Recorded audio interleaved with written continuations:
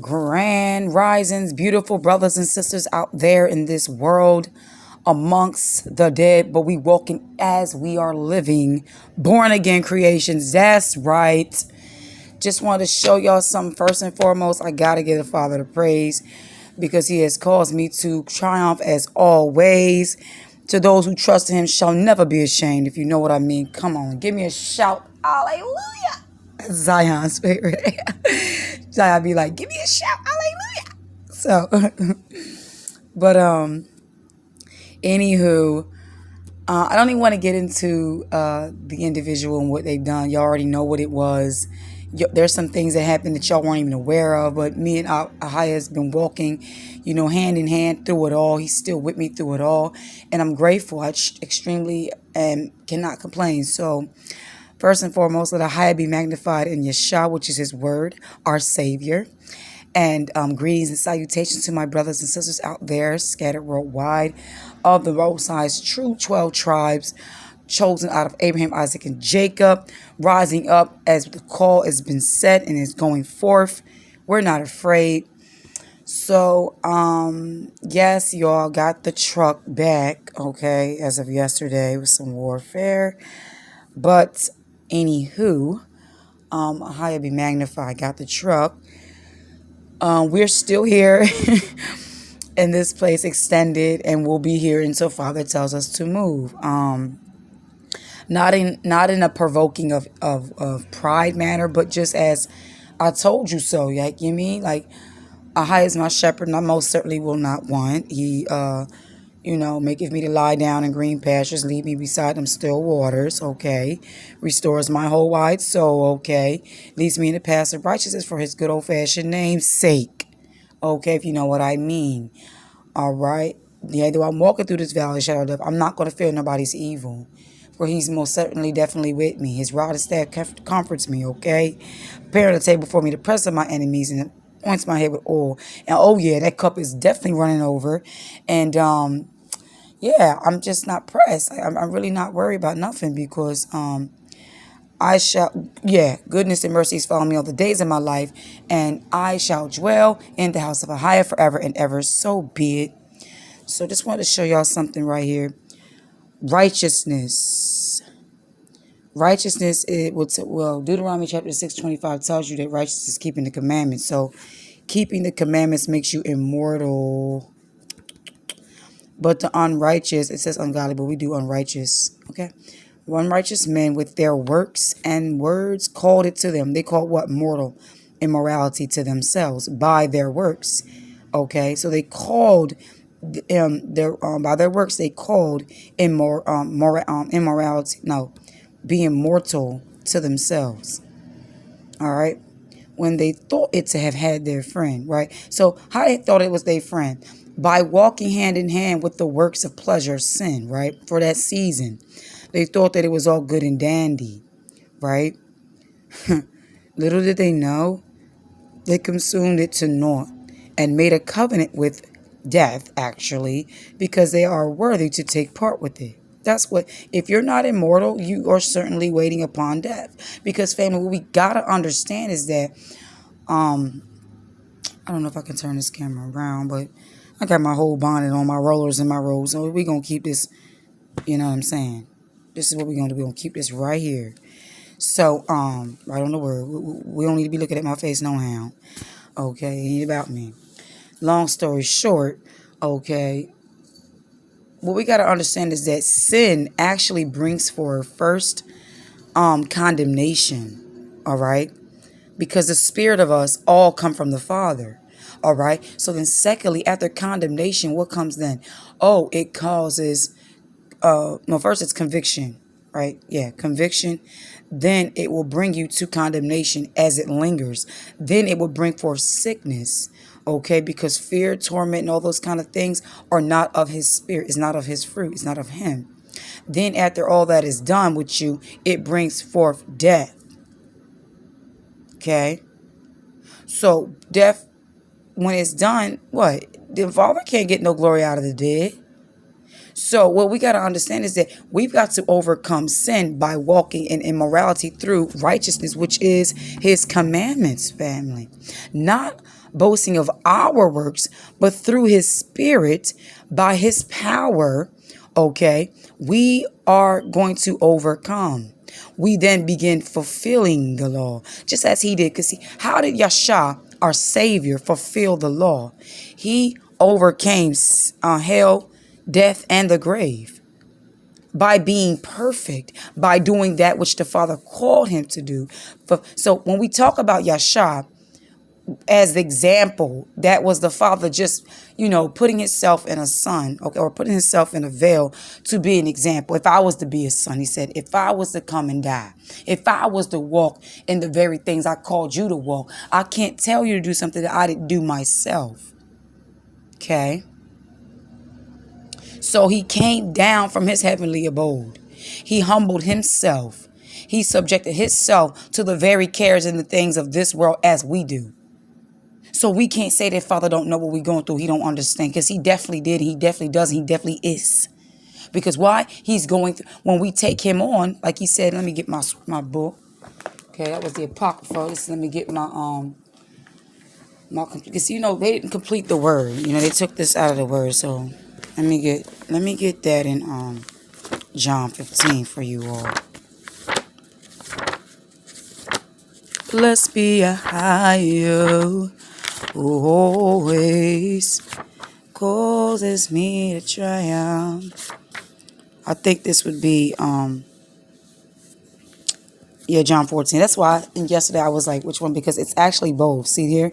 And I will pray the Father, he shall give you another comforter, that he may abide with you forever. See, may abide with you forever. So understand, if the Father's with you, don't you think when you're crying and you're sad and you're going through and you're being persecuted for, Matthew 5, the Beatitudes, don't you think he's going through it with you? Why? Because those things that you are taking on is actually his afflictions. So when we take on his afflictions, he's certainly watching you through it. Right?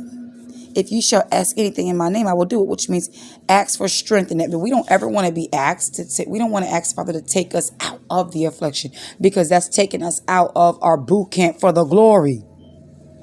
You must needs go through the wilderness and the temptation. Then once you pass those things, then you must go through the work, your calling, your purpose. Okay, then you can receive the well done. You'll hear the well dones in the meantime. Because he said when he got out that water, this is my son in whom I am well pleased. So if he's well pleased, he's going to tell you what? Well done, my son. Well done, my daughter. All right. So if you know the word, you will know the Father also. That's who me is. From thenceforth, ye know him and ye have seen him. Philip said unto him, Master, show us the Father, and it sufficeth us. Yahshua said unto him, have I been so long time with you? Yes, the word has been so long with us. He showeth his word unto Jacob, his statutes up to the upright. He have not dealt so with any other nation. Okay? What she say upright for? Because I'm telling you now, we were not supposed to be called Israel. We were called the upright, aka Jeshurun. You can see that over here in Isaiah 44:2. If you're a new viewer, I will go back, and some of my old ancient viewers will be like, okay, she's been running this through our head. We know by now. And if you know by now, so be it, all praises. If you should know by now, you should be proclaiming and let it be now manifested unto you to the point where you declare it. All right. Isaiah 44:2. Okay, thus saith Ahiah that made thee, inform thee from the womb. I will help thee, fear not, O Jacob. So Jacob, which is, who comes out of Jacob? The 12 tribes. So the 12 tribes, when fear tries to come upon you, what you supposed to do? Fear not, fret not, because we are his servants. We're not supposed to be slaves, okay? And thou, Jeshurun,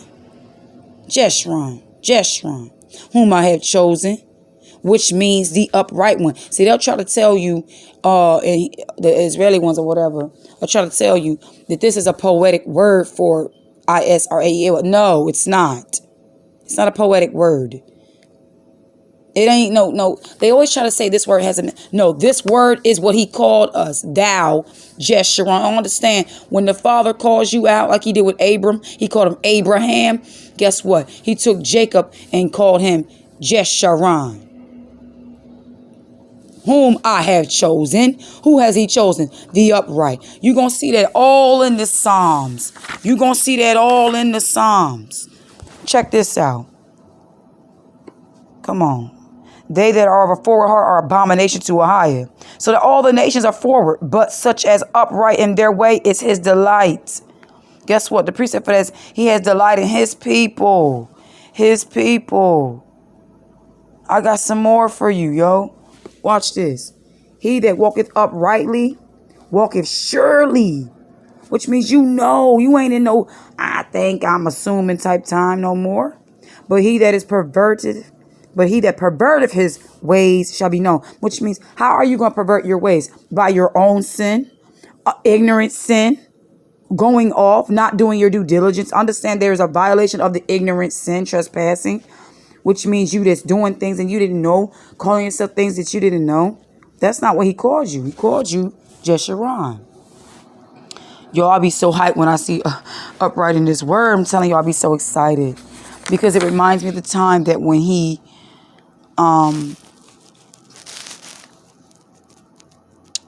first brought me that understanding, because I did my due diligence to seek out his name. And then because of that, he has shown me upright in his word. Okay. Let me see if I can get some more for y'all.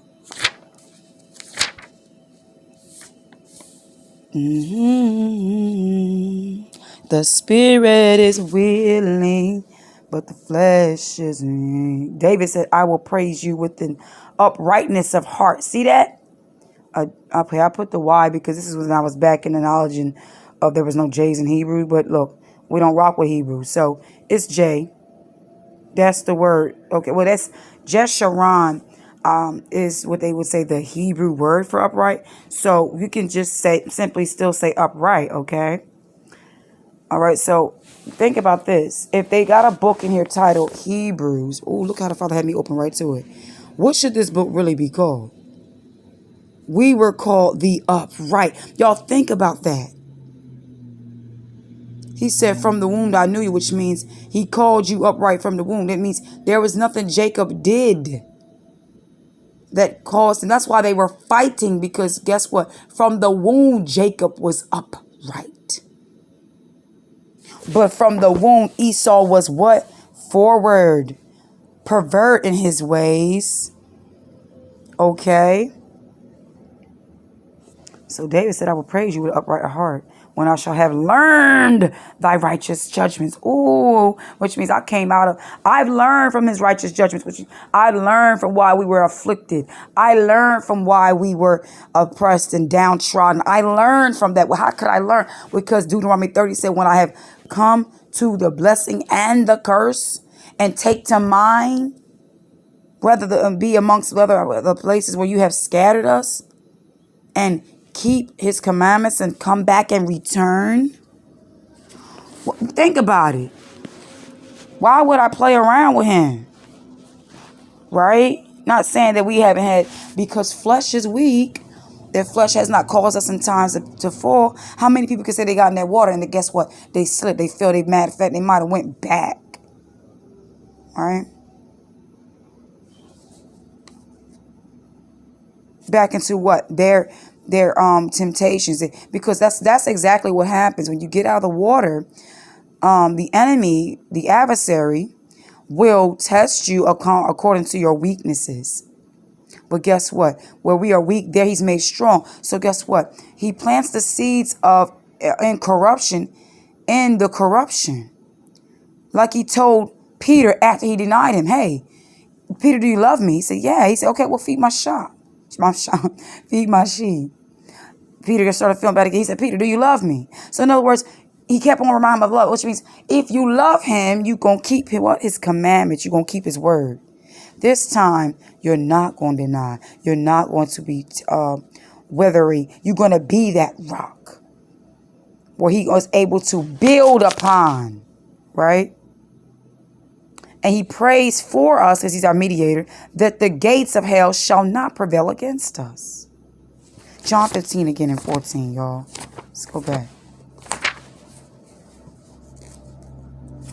Told y'all we doing this because what? We not working off no simple behind cable no more.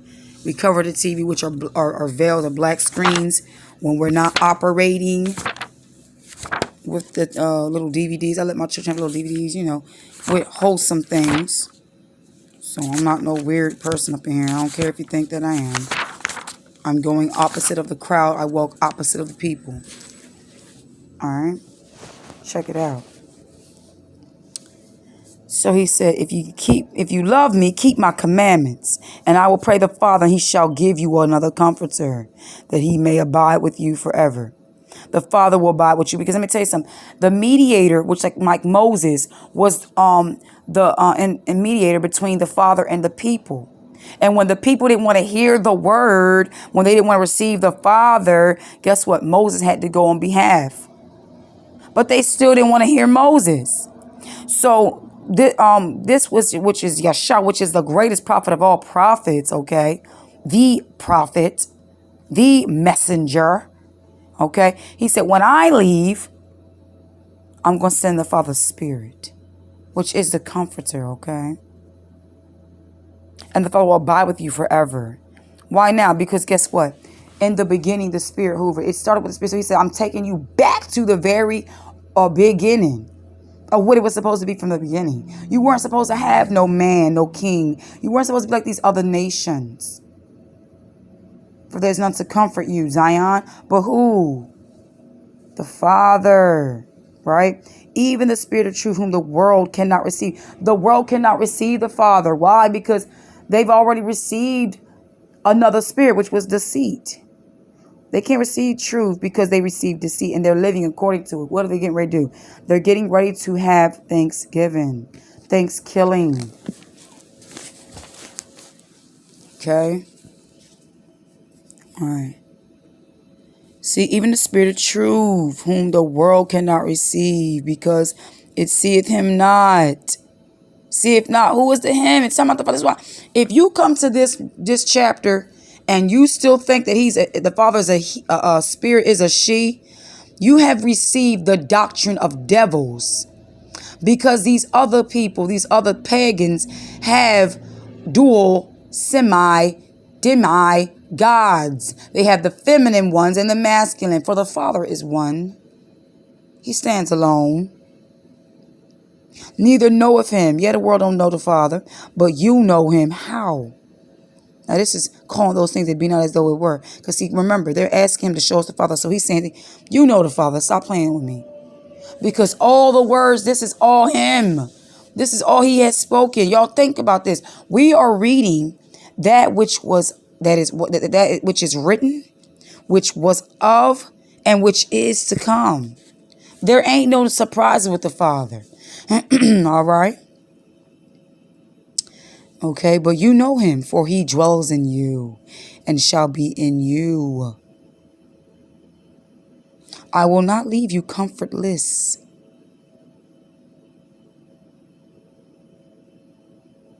Okay, all praises. Look at there. Thank you, Father. I will come to you. Yet a little while, and the world seeth me no more.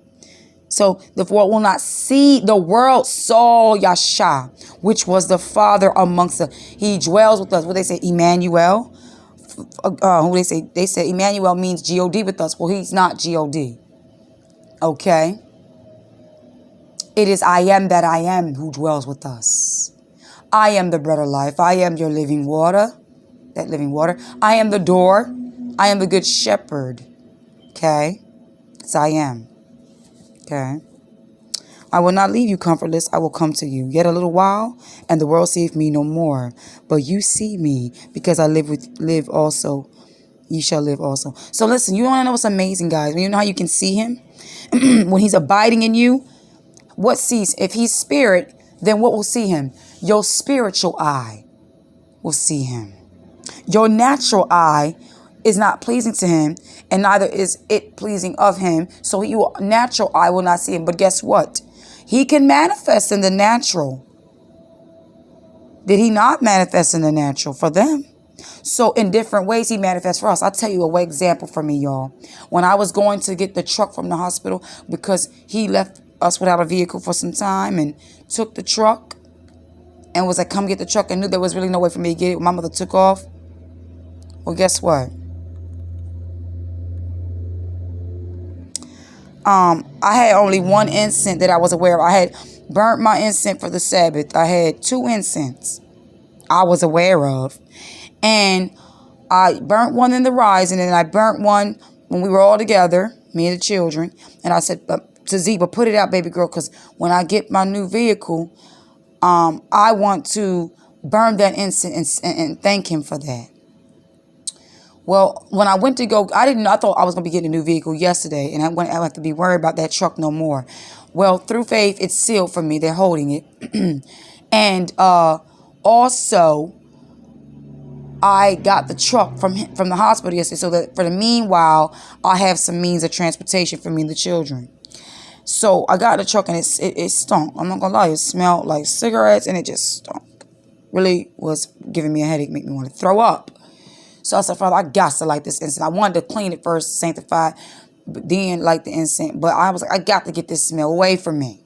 So I looks into the thing. See that little white thing right there? Y'all, is where I keep my incenses at. Get that down there at Walmart. It's a charcoal infused frankincense. I digged in there. Would you know? There was a whole incense in there. I said, this is nothing but the Father, because I had no incense. I had nothing. And I know he put that there. Yes.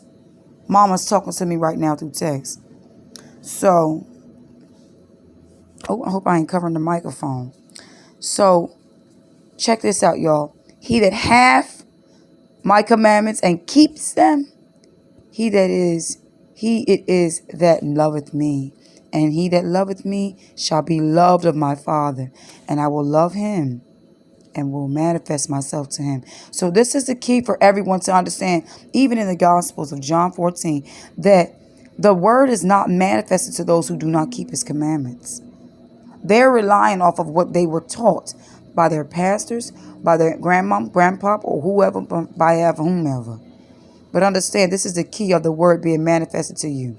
And then when you get to John 17, you can receive the insurance plan of John 17.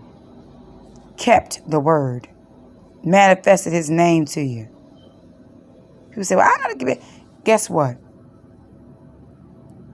The commandment of the first commandment, the golden one, is to love the Father with everything. And if you love the Father with everything, that means with everything, you're going to put your everything and give him your everything. And you're not going to come up like Cain. And when you come up like Cain, you will see that he is willing and able to manifest himself unto you. All right? Love you so very much, family. I pray and I trust that this word will manifest itself in due season and bring forth fruit. And that you all will do your due diligence in this time and these hours to search him out and seek him and grow with him. Beyond the word, be in his spirit, applying to the word. Be in his spirit. Okay? That's so important. Love you so very much, family. Peace and blessings to you all.